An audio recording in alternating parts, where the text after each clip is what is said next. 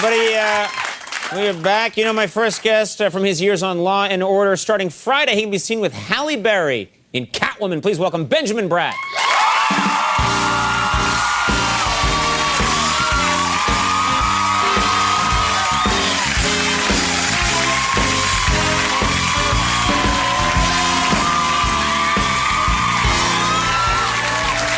Wow. Nice to be back. Very nice to have you here. Nice to be back. Ladies, it's embarrassing when you do that to me in front of Benjamin. It makes him feel inadequate.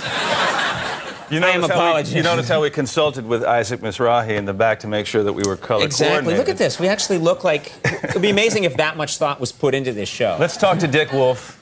Do Law and Order 5. I would love to do a Law and Order cop show. Perfect. Me and you. I would be a terrible TV cop, I think, in general. I think I'd be a very bad television cop. Why? But I don't know. I just don't think I'm the cool. Like, you know, you guys can play so cool. I think I'm a nervous, fumbling, freaky guy, and I don't think... I don't know if that would work well on a television police show, you know? There are cops like that out there, I think. Like, yeah, Don Knotts, Mayberry RF... Maybe, but I don't think the serious... But, you know, I think playing... For example, in this movie, you're playing a cop, once again, and it's got to be something that every actor, you know, when you're a little kid, you must dream of playing a cop, you know? Because it must be a fun role to play. Well, people ask me all the time, why do you continually play cops? And recently I digged into my deep subconscious to try to figure it out. And I realized as a kid, I suffered some trauma at the hands of one of my TV cop heroes. Oh, really? Yeah. Who is this? Who are we talking about? Well, you and I, we grew up in the same generation, so I'm sure you were a fan of Adam 12. Yeah. The Rookies, Yep. Policewoman, Police Story. There was all these great cop shows, but the best of the best was Streets of San Francisco. Streets of San Francisco was a great show. Yeah. Carl Malden. Yeah, Carl Malden. I mean, he was the man, right?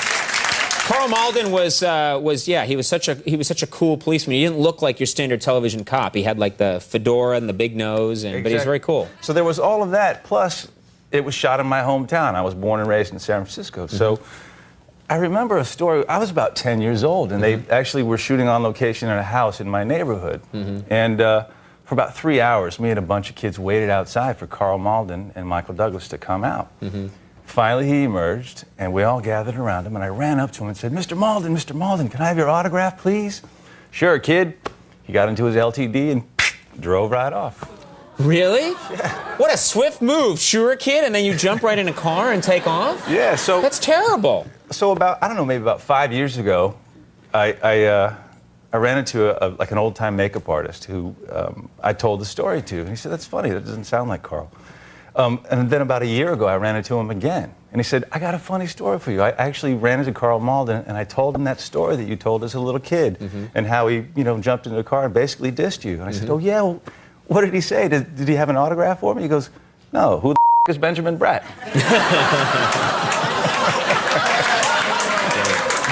That's a great story. Wow! So listen, I just want to say... That's a great story for cable, first of all. So, Mr. Malden, if you're out there watching, much respect to you still. I still admire you. Well, now he's... If he's watching right now, he's like, who the F is that redheaded freak next to him? What is this show? Click. Well, that was traumatic. I hope you get over that soon, and I'll find out. I know Carl Malden. Okay. As if I knew celebrities. I'll find out what happened. You big premiere for this movie. Yeah. When was this? Was this Monday night you had this premiere? Monday night in Hollywood. We had the big premiere for Catwoman at the... Was it fun? Did you have a good time? It was one of those rare nights out. You as a new parent, I'm sure, understand. It's a rare night when you get out to get dressed up with your wife and have a good time. Well, the party after the film was tremendous. Right. And I must say, of all the beautiful women that were there, and there obviously were many, sure. I think my wife was the belle of the ball. Yeah. And your wife is I've seen many photos of your wife, and she's gorgeous. Absolutely gorgeous. Oh, thank you. Yeah. I don't mean that in a creepy way. It's getting really tense here right now. Never met her. and I think part of the reason she looked so smashing was that she had this amazingly tight raspberry sorbet kind of dress on. That had was it made of raspberry sorbet? Indeed it was. Or that was the color? Yeah. That's an impressive... It's got to be frozen, and you got to wear it fast. The feature I think you would have appreciated the most, and it's the thing that kind of gave us some trouble later in the evening, was that on the back of the dress, from top to bottom, it was a zipper that had on the side of it this beautiful kind of cream piping that went all the way down.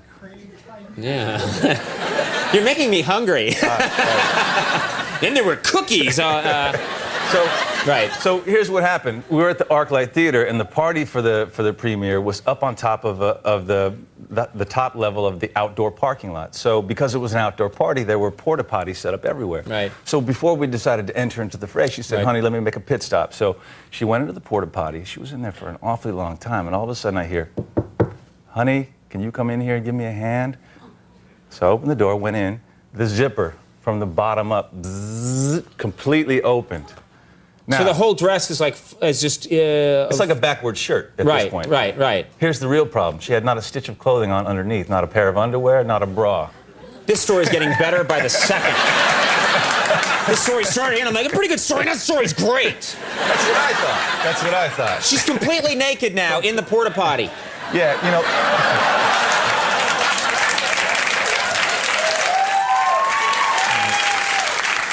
A lot of things went through my mind, but... So she wanted some help. So what do you do in that situation? Well, you know, I became the Peruvian MacGyver, man. The Peruvian MacGyver?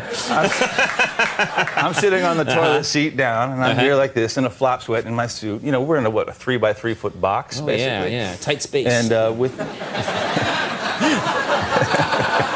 This segment's going to end with you beating me. That's my wife! So I simply, with my fingers, got the zipper back together, zipped it up, and basically stood guard all night for the rest of the night with my jacket at the ready. Right. What do people think when they see you run into the porta potty with your wife, it shakes around for a while, and then you both emerge, her dress is on backwards, and you're sweating? I mean, that's got to get some heads turning. I can only guess, Conan. Yeah. I can only guess. We have a Catwoman clip here, and tell us what people need to know to set this up.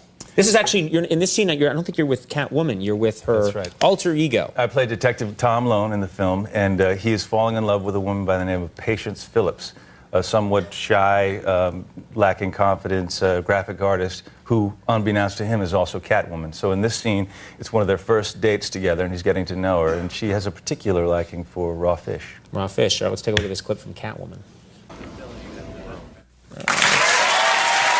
You and Halle Berry, this is a good combination. Let me tell you, she's something else in the film, too. Really, it's a great ride. It's a perfect summer film. My only thing that stretches credibility here is that you know Patience Phillips and you go out on dates with her and you spend a lot of time with her, but you have no idea that she's Catwoman. Take a look at this. You have no idea. That's the only thing about action hero movies that always stretches my belief a little bit, is that I could be like, Conan O'Brien walking around and then put on a thin mask right here, and people are like, "Where's Conan? Who's just here?" I have no idea. I'm speaking in his voice and have his scrawny physique and a giant red pompadour. But when you see him... But I'm sure I'm the only person that cares about that. Indeed. Because it's you and Halle Berry. Catwoman opens this Friday. Benjamin Bratt, great to have you here. Thank you very much. Isaac Mizrahi coming up. We'll take a break. We'll be right back.